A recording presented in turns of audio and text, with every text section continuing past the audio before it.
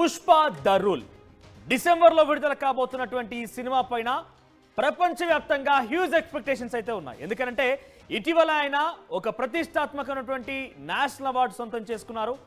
అయితే ఇప్పుడు నేను చెప్పబోయే టాపిక్ కేవలం అల్లు అర్జున్ గురించో లేదంటే డైరెక్టర్ సుకుమార్ గురించో ఇతర నటీనటుల గురించి కాదు. ఇది నేను చెప్పబోయే అంశం టాలీవుడ్ ప్రతిష్టతకు సంబంధించిన అంశం. ఎందుకంటున్నా అంటే ఇదివరకు ఎటువంటి సినిమా కూడా ఇండియన్ హిస్టరీలో ద బిగ్గెస్ట్ ఎవర్ రికార్డ్ ని కైవసం చేసుకున్నటువంటి సినిమా పుష్ప. ఎందుకంటున్నా అంటే ఇప్పటికే ప్రీ బిజినెస్ సంబంధించినటువంటి అంశంలో కొన్ని 1000 కోట్లకు పైగా సుమారుగా గడించగలిగినటువంటి ఏకైక సినిమా పుష్ప అని చెప్పొచ్చు.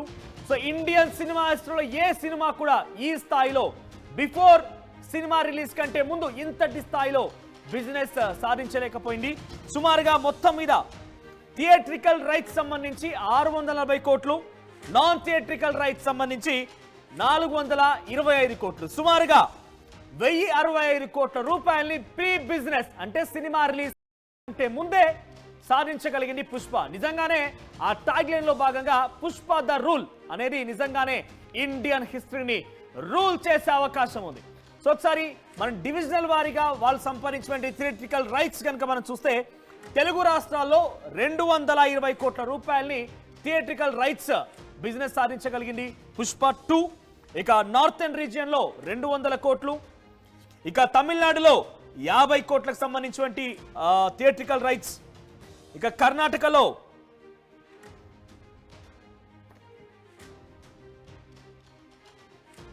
ఇక ఓవరాల్ గా తెలుగు స్టేట్స్ సంబంధించి చూసి రికార్డ్స్ పుష్ప ఏ రకంగా బ్రేక్ చేసిన చూస్తే కనుక తెలుగు స్టేట్స్ లో ఏపీ అండ్ టీఎస్ కలిపి మొత్తం మీద అన్ని రైట్స్ ఇప్పటివరకు రికార్డ్ బ్రేక్ చేసింది. 1065 కోట్లతోని ప్రీ రిలీజ్ బిజినెస్ సాధించింది పుష్ప.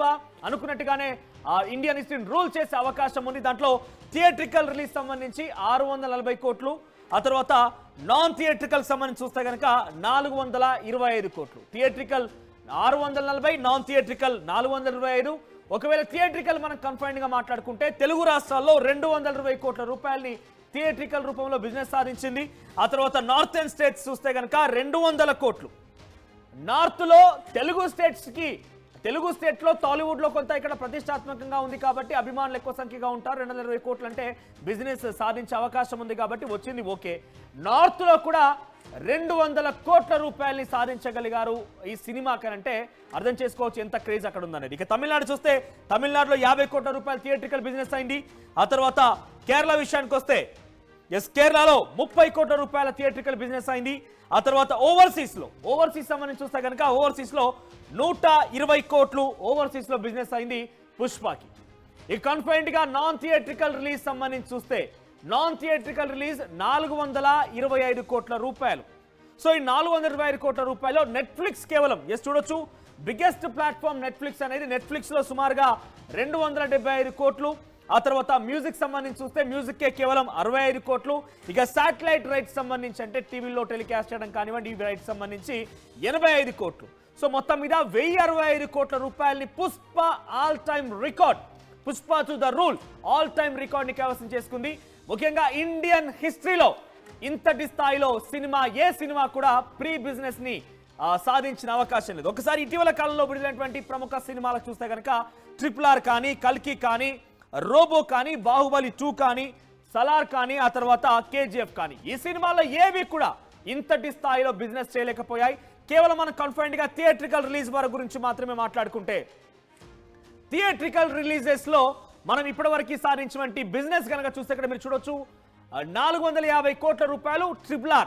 దాంట్లో 2 స్టార్ హీరోలు, ఒక ప్రముఖ డైరెక్టర్, ముగ్గురు కూడా చాలా క్రియాశీలకంగా ఉన్నటువంటి ఈ సినిమాలో థియేట్రికల్ రిలీజ్ కేవలం 450 కోట్ల రూపాయలు మాత్రమే జరిగింది ప్రీ బిజినెస్. ఇక కల్కి విషయానికి వస్తే 380 కోట్ల రూపాయలు కల్కి థియేట్రికల్ బిజినెస్ సాధించగలిగింది. ఇక రోబో కూడా 375 కోట్లు థియేట్రికల్ రిలీజ్ సంబంధించి. ఆ తర్వాత Baahubali 2 352 crores theatrical release business సంబంధించి. సలార్ కి 345 క్రోర్స్, KGF కి 345 క్రోర్స్. సో ఏవి కూడా కనీసం దరిదాపుల్లో కూడా లేవు. థియేట్రికల్ బిజినెస్ సంబంధించి కేవలం థియేట్రికల్ బిజినెస్ మాత్రమే పుష్ప ప్రీ బిజినెస్ సంబంధించి అంటే సినిమా రిలీజ్ కాకముందే పుష్ప 2 సినిమా సుమారుగా 640 కోట్లు. ఇది ఆల్ టైమ్ రికార్డ్. ఇది సో ఇప్పుడే ఈ రకంగా ఉందనంటే సినిమా రిలీజ్ అయ్యి అది పాజిటివ్ టాక్ గా గనక ముందుకు కొనసాగితే పుష్ప 2 ద రూల్ ఇప్పటికే ఇండియన్ హిస్టరీని రూల్ చేసింది. ఈ స్థాయిలో ప్రీ బిజినెస్ సాధించి ఒకవేళ సినిమా గనక ముందుకు వెళ్ళి చాలా పాజిటివ్ టాక్ గనక సాధించగలిగితే ఇక సుకుమార్ కి అల్లు అర్జున్ కి తిరిగే లేదనేది చాలా క్లియర్ గా అర్థమవుతోంది. మరి చూద్దాం రేపటి రోజున డిసెంబర్ లో విడుదల కాబోతున్న సినిమా ప్రీ బిజినెస్ అయితే చాలా చక్కగా 1065 కోట్లతో ముందుకు కొనసాగింది, రికార్డులను కైవసం చేసుకుంది. రిలీజ్ తర్వాత ఎటువంటి రికార్డ్స్ ని కైవసం చేసుకోబోతోంది, ఎటువంటి రికార్డ్స్ ని బద్దలు కొట్టబోతోంది, టాలీవుడ్ ప్రతిష్టతని ఇంకా ఏ స్థాయికి తీసుకెళ్లబోతుందో చూడాలి మరి.